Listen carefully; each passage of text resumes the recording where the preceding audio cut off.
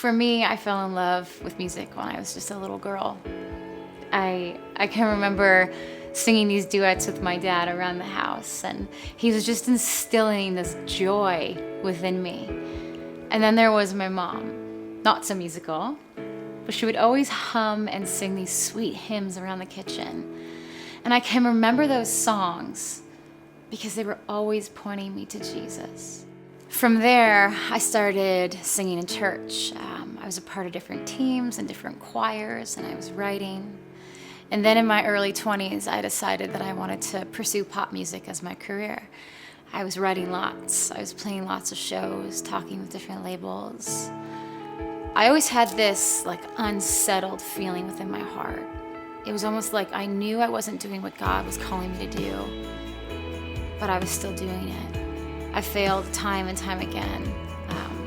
No matter what I did or how hard I worked in the music industry, I wasn't able to make it. But then, in my late 20s, I heard this clear direction from God telling me to pursue worship music and to write only for the church. So that's what I've been doing. I've been writing songs, I've been leading worship, and I've been traveling. It's almost like this has come full circle for me. From when I was just a little girl listening to my mom hum and sing these hymns and pointing me to Jesus. And now I get to lead people into worship and point them to Jesus. In Jesus, the broken are made whole, the lost become found, and all our needs are met. Growing up, I wanted to pursue this music career so badly, but it wasn't until I handed it all over to the Lord that He fulfilled these dreams for me.